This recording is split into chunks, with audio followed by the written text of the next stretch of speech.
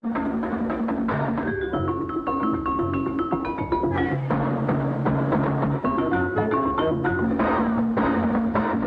Puente was the most exciting person, instrumental musician, that I've ever seen on a stage, just by the very nature of what he played. And I think he brought a sense of American popular music done in a Latin style.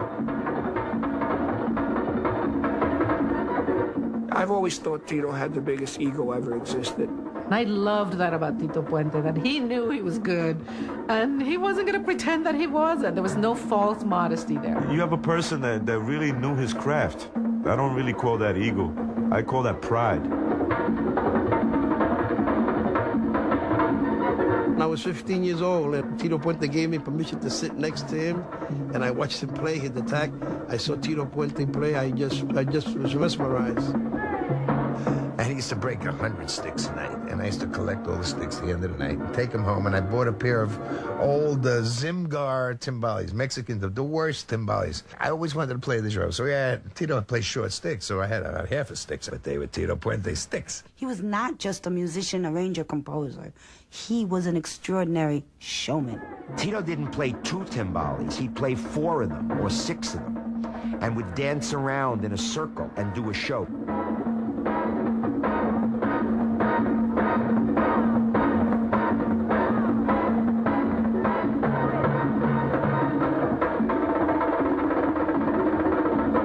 He took the timbales and brought them to the front of the orchestra.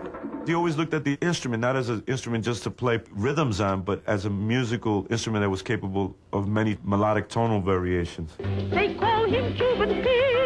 He's the king of the... At age 16, Tito became a musician full-time, and within 2 years was playing drums with the Noro Morales Orchestra, where Tito gained his first film screen exposure.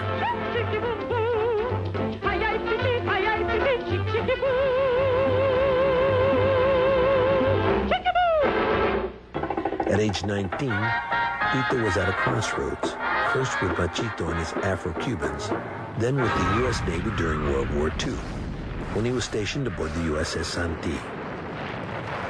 There, Tito saw combat, learned arranging from his fellow musicians, and was the ship's bugler. And as you know, the bugler, they sound reveille and the call to arms. He would always warm up his lips, his chops, you know, playing something, you know.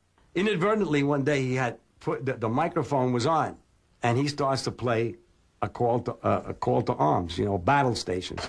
So the whole damn ship goes into complete battle stations, only to find out that it was a false alarm. He says, so all you heard on the ship is, where's that little Ernestito? Because we're going to kick his ass. He said, oh, I hid. But the next 3 days you couldn't find little Ernestito. He got, by the way, a presidential commendation for engaging the enemy in 9 sea battles. Never talks about those experiences. Honorably discharged, Tito returned to New York to study music, courtesy of the GI Bill, at the renowned Juilliard School. While studying, he joined the Jose Curbelo Orchestra, whose lead singer was Tito Rodriguez, his childhood friend. Vamos. 1, 2, go. In 1947, Tito became the musical director and drummer of the Pupi Campo Orchestra. The next year, Tito stormed into the Palladium Ballroom. They were doing a gig, and the piano player showed up late. And Tito, being the kind of guy he was, you know, one monkey don't stop no show. And he sat down at the piano, and he even did these solos that were incredible, and, I mean, he played. Well, the Vibes were his next instrument, and I heard him play it many times. He played it at Birdland, even.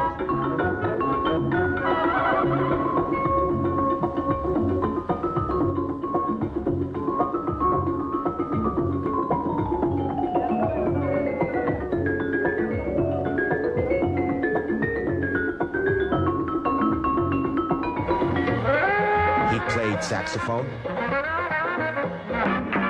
and he played about 5 different sets of drums. He just put 2 sticks in his hand and he'd go. Sometimes we'd arrive to play in a place out on the road where the crowd would be kind of scanty, and he'd play for 10 people as if there were 10,000 people out there. And we were flying on a flight, and they messed up with my ticket. And I accidentally was placed in first class, which is fine with me. And Tito comes in and sits right next to me. I was like, great. All of a sudden, he goes, oh, no, I forgot my chart. I don't have any music. He said, do you have any music paper? I said, yeah. He said, how many horns are on this gig? And I said, well, there's 6. He said, okay. And I watched him, just from memory, arrange with no piano, nothing. 3 numbers for 6 horns. Now tell me, how many percussionists in this world can do that? And as he went on in years, it still was impressive every time I saw him. When he was starting to reach his full stride and making good money, here he was playing the timbales, singing every song, and dancing. You sit down with Tito, he'd tell you that Xavier Cugat was one of his favorite bands.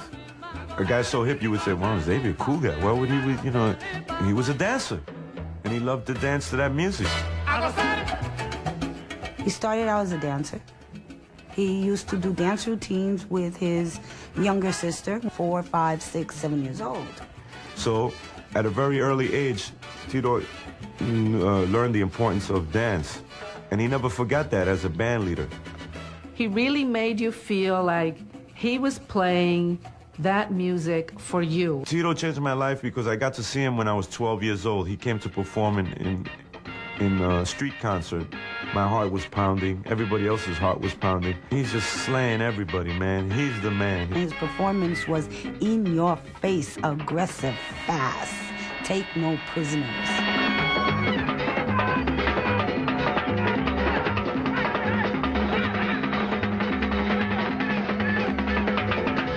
All of a sudden, the last chord of the arrangement, pow, comes in, and you go, whoa, what is that chord, man?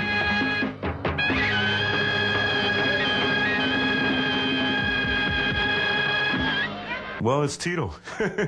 And Tito Puente's band was Charlie Palmieri, was Mongo Santamaria, was Ray Barretto, was Willie Bobo. I mean, and Tito. I mean, imagine all those people in one band.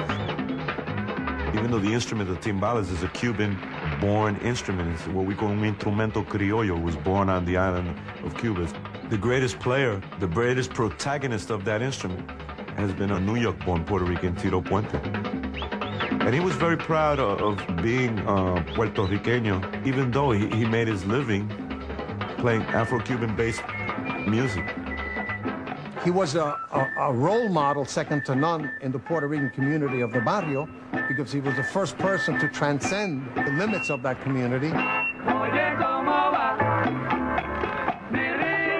And Tito at 75 was 15 years old. You know, the same verb we used to destroy New York together, man. Kind of remind me of James Cagney. He had that same kind of persona, you know, larger than life thing. I think that carried him to the day he died.